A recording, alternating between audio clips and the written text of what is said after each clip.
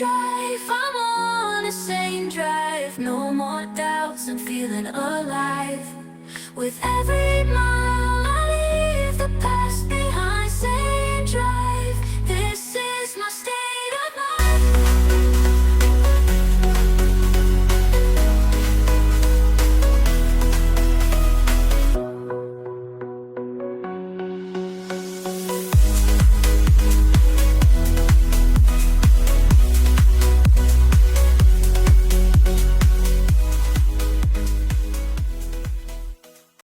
Hello, everyone, and welcome to another episode of Sanity Drive podcast. My name is Osorami Abe, and I'm your host for today. Today, we'll be unpacking a topic that affects millions of people around the world, and this is anxiety disorder. Imagine feeling a constant sense of worry, fear, or even dread that won't just go away. For many, it's not just a feeling of imagination, it's their daily reality. It keeps recurring. Anxiety disorder is more than just feeling nervous.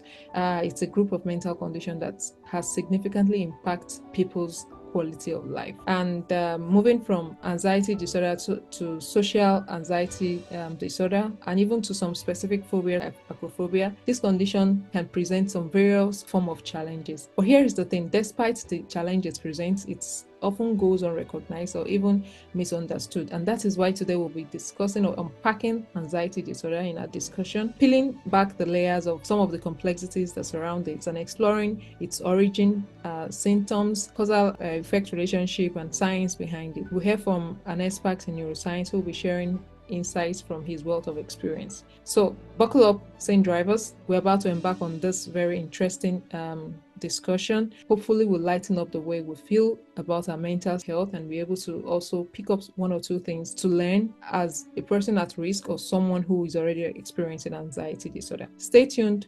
We'll be right back.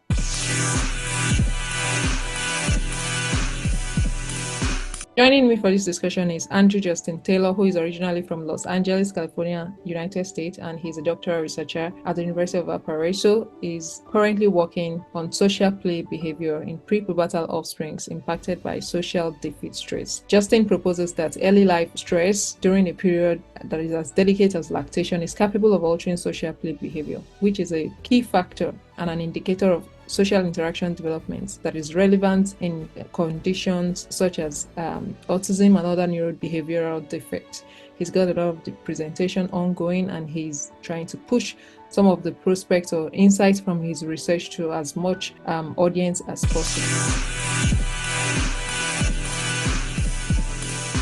Again, thank you so much, Andrew, for joining me on this discussion. I'm excited to be here. Yeah. So let's go right away to what we have today. Looking at anxiety disorder, I want you to give us a bit of a background to what anxiety disorder is, as this disorder is something that affects approximately 19.1% of adults in the US and 3.5% of global population. That is significant. Let us know what this disorder is all about and try to clarify what the difference is between occasional anxiety and how it becomes an anxiety disorder. Yeah, absolutely. It's normal to experience occasional anxiety. It's a reaction to stress, and it can be beneficial in certain situations, like when it helps you avoid danger or stay focused. However, an anxiety disorder is different. It's more than temporary worry or fear. For people with anxiety disorders, the anxiety doesn't go away, and it can get worse over time. The symptoms can interfere with the daily activities such as job performance, school, work, and relationships. And in reality, if we take a look, it's correlated usually with hyperactivity of the HPA axis, right? And that is really complicated because the HPA axis is as you increase your stress response over time, and you have these canonical mechanisms that regulate the HPA axis, such as the same glucocorticoid response and mineralocorticoid response with the negative feedback loop. However, over time, this negative feedback loop with that response deteriorates. So there are other mechanisms such as, for example, oxytocin, right? Which is really important. Why you can regulate the HPA axis, you can reduce your anxiety with getting oxytocin release, and that comes from really good effective bonding and social contact with other individuals and you actually have a more adequate stress response, right? When you are social buffering, and that's basically your brain is releasing oxytocin by effectively being with a person that makes you feel good, and also receiving affection in tact is beneficial because we know that CT fibers, right, modulate a structure called the paraventricular nucleus that releases oxytocin. So receiving affection, receiving hugs, this is really important with regulating your stress response. Great. Thank you, Andrew, for that science background and also trying to relate it with what we can quickly get on with. So, in a way to establish a causal relationship, how do you think, or what do you think is responsible for this anxiety disorder? What are some of the things that could make occasional anxiety to advance to the disorder? Can it be Okay. genetic or any other thing you feel it could? Go ahead. Okay. Well, it's a combination of both.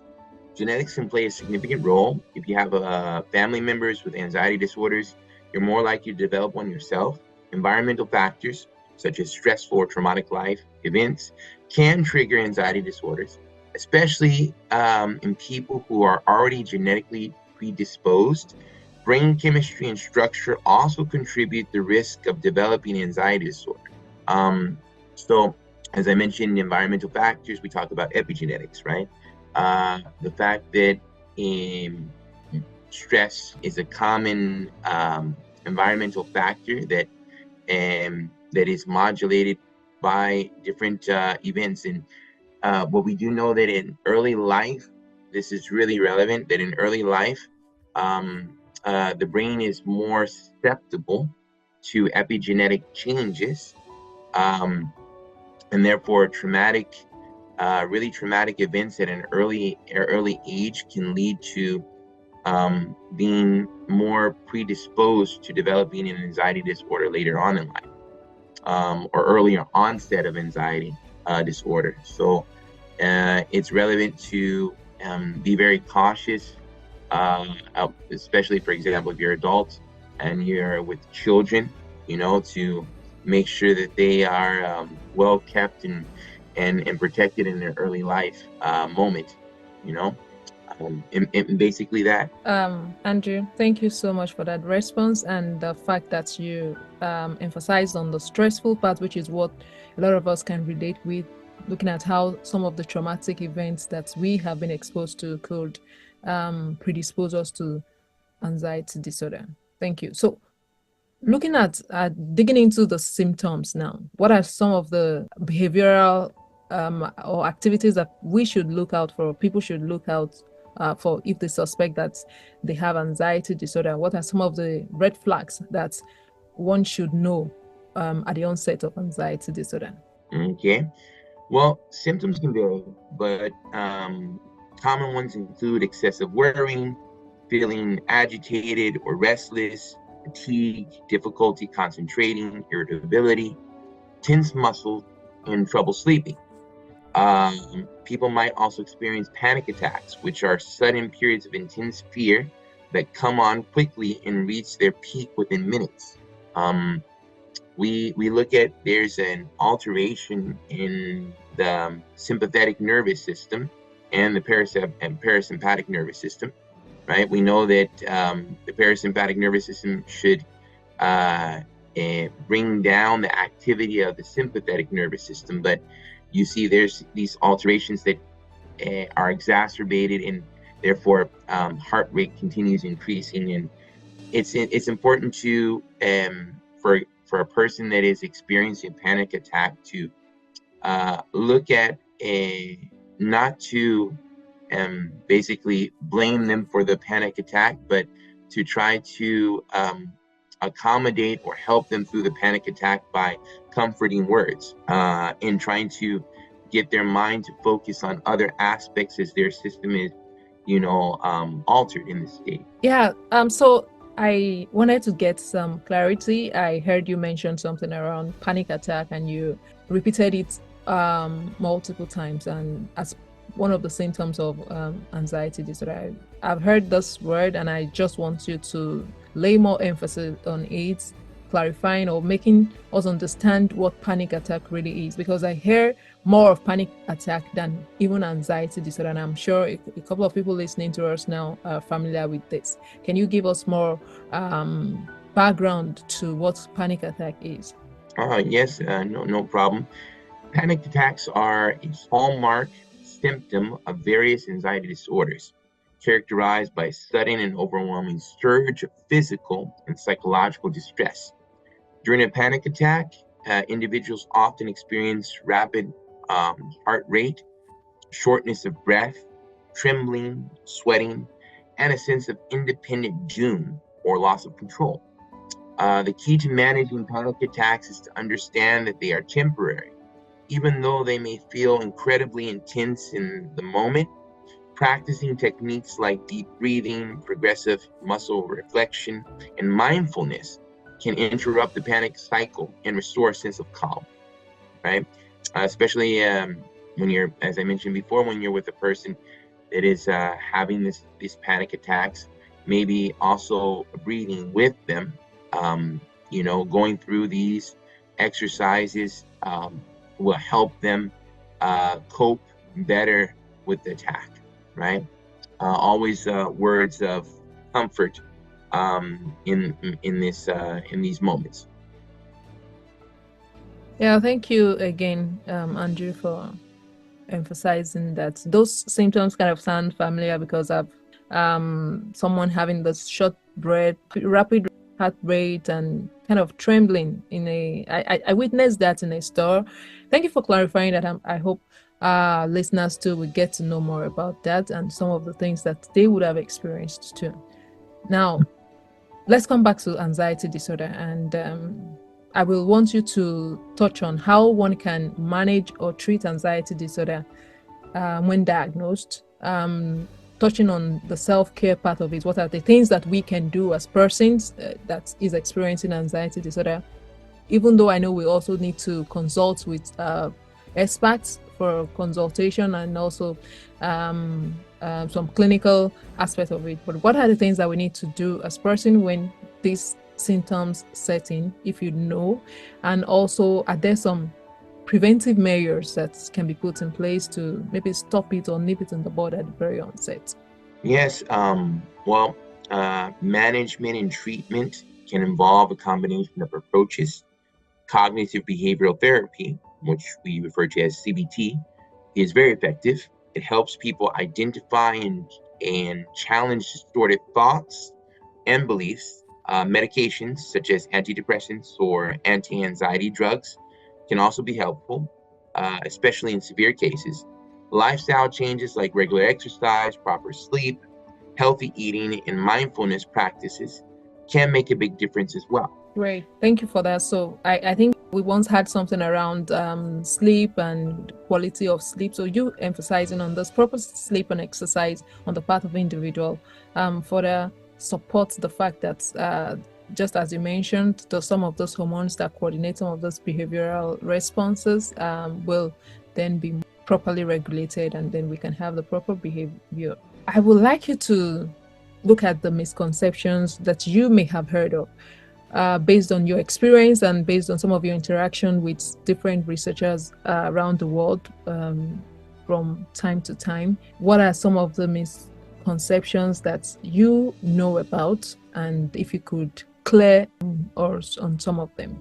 Yes, one common misconception is that people can simply snap out of it or calm down if they're experiencing anxiety. Anxiety disorders are medical conditions, and it's not that simple. Seeking professional help is crucial. Another misconception is that avoiding stressful situations will solve the problem. While avoidance can provide temporary relief, it often makes the anxiety worse over time. I would just like you to give us some final thoughts as a neuroscience researcher, as a behavioral person who has done a lot of research in some behavioral aspects.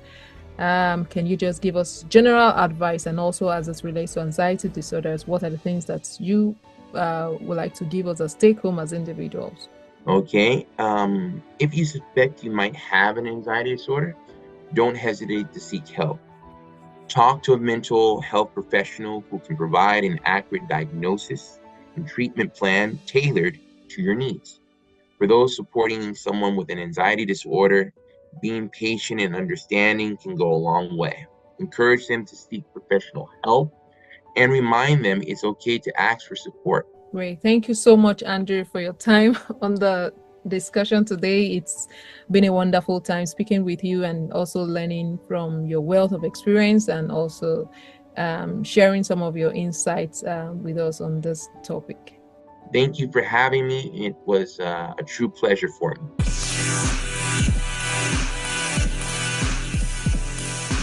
Wow. Again, thank you so much, everyone, for joining us today. That's all we have for today's episode, and we hope you find it enlightening as much as I did. Remember that mental health is just as important as our physical health. So some of these little clues are capable of influencing daily activities and also our lifestyle that could predispose us or even intensify the effect of some of the neurodevelopmental effect that we have ongoing. If you or someone you know is struggling with anxiety, just know that we lend as support to you. I wish you can see the bubbles I'm throwing out to you right now. We encourage you to stay connected, to stay strong, and to seek support if needed. Thank you again, everyone, for tuning in to Sanity Drive podcast today. Be sure to subscribe to the YouTube channel and share this episode to friends and as much people that you feel might be able to get one or two information from this discussion. And leave us a review if you do have one. Until next time, take care of your mind and be kind to yourself. Bye for now. Same drive, I'm on the same drive. No more doubts, I'm feeling alive. With every mile I leave the past